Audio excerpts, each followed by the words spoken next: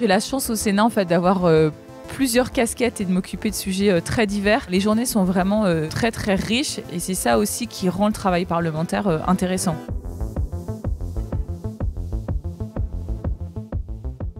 Pourquoi avoir choisi la politique à la fin de vos études, c'est-à-dire très jeune? C'est plutôt la politique qui m'a choisi parce que c'était absolument pas mon plan de carrière. Sortie de mes études, je suis rentrée dans la haute fonction publique et c'est en parallèle qu'on est venu me proposer de rejoindre une liste aux élections municipales de 2008. Et c'est comme ça que j'en suis arrivée depuis 2017, entre guillemets, à ne plus faire que de la politique, puisque séparation des pouvoirs oblige, j'ai dû abandonner mon activité dans l'administration. Votre jeunesse, vous étiez, je crois, la plus jeune sénatrice de France, a-t-elle été un atout pour affirmer vos convictions au Sénat? Ce dont je suis, je pense, certaine, c'est que ça a été un atout déjà pour se faire connaître, puisqu'effectivement, quand je suis arrivée, j'étais la Benjamine de l'Assemblée, et j'étais surtout à l'époque la plus jeune femme jamais élue au Sénat. Alors depuis, les choses ont évolué, on entre de plus en plus jeunes au Sénat. Ça m'a aussi donné la chance d'avoir une très grande bienveillance de mes aînés qui considéraient que j'étais un peu comme leur petite fille et donc ils avaient vraiment envie de me donner des conseils pour pouvoir trouver pleinement ma place dans l'institution. Une personne a-t-elle particulièrement influencé votre parcours de sénatrice à vos débuts? Influencé non, puisqu'en fait quand je suis arrivée au Sénat, je connaissais personne. Par contre, si je suis là aujourd'hui, c'est parce que j'ai toujours bénéficié de la confiance du maire de Boulogne-Billancourt, Pierre-Christophe Baguet, qui quand même à plusieurs moments a fait des choix un peu audacieux, notamment quand encore je n'étais que conseillère municipale en 2012, m'a proposé de m'occuper des finances de la ville. Et là, c'était quand même vraiment un choix très audacieux. Ville de 120 000 habitants, les finances à une femme de moins de 30 ans, ça casse un peu les codes.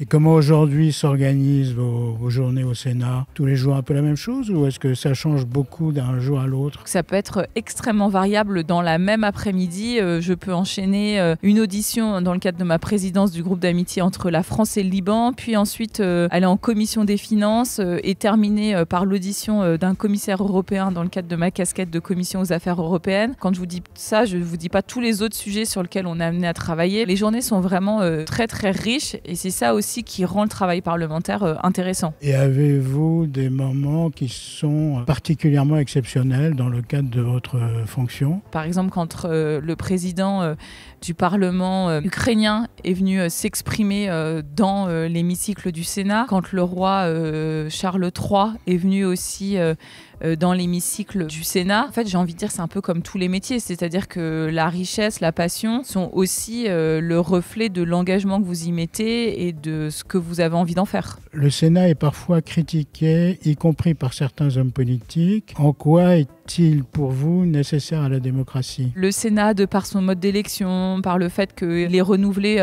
régulièrement, mais par moitié, est quand même une institution assez stable. Alors d'ailleurs, certains pourraient reprocher que c'est pas forcément très normal que cette institution ait été de majorité de gauche uniquement 3 ans pendant toute la durée de la Ve République. C'est un univers aussi qui est peut-être plus feutré. Les sénateurs ont derrière eux souvent une longue expérience politique, donc ils ont été habitués à devoir négocier avec leur majorité, mais aussi leur opposition, pour faire avancer les projets locaux. C'est ce qui donne cette forme de sérénité et de sagesse au Sénat qui peut permettre un peu de contrebalancer l'activisme ou en tout cas l'engagement très fort des députés. Vous êtes une sportive donc de haut niveau en triathlon et duathlon. Et en duathlon, c'est une sous-catégorie. Vous êtes très gentil sur le haut niveau. Moi, j'aime à dire que je suis un amateur éclairé.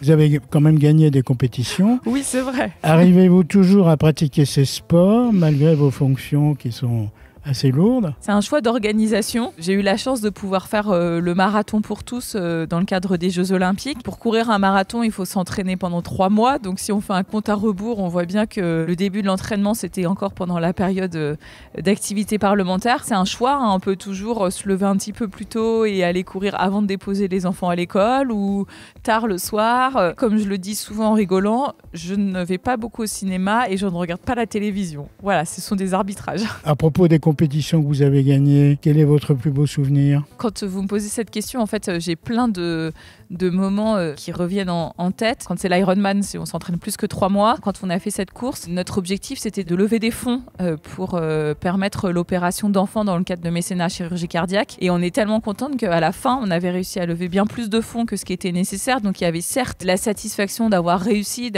l'épreuve, mais peut-être encore plus la satisfaction d'avoir entraîné et fait participer avec nous toute une communauté plus ou moins sportive, mais qui avait quand même réussi aussi ce défi de collecter les fonds pour l'opération de la petite merveille. Le sport sous toutes ses formes doit-il davantage être encouragé en France? Aujourd'hui, en France, on a quand même globalement la possibilité de pratiquer du sport partout, parce qu'il n'y a qu'à voir les sports les plus pratiqués par les Français, c'est la course à pied, la natation et le vélo, à savoir des sports de plein air qui peuvent se pratiquer sans aucune infrastructure sportive dédiée. Pour la motivation, pour une pratique sportive de long terme, le fait d'avoir des structures associatives, elles sont indispensables. Et là se repose tout de suite la question de comment est-ce qu'on fait vivre ces structures associatives dans un contexte où aujourd'hui on voit bien que l'argent public se fait de plus en plus rare et que si on veut avoir du sport accessible à tous, il faut que les prix des adhésions et des licences restent très modestes, sinon on exclut une partie de la population. Et donc là on en arrive au dernier paramètre qui est celui du bénévolat. Et je pense qu'aujourd'hui notre pays souffre d'un manque d'engagement bénévole, peut-être parce que le statut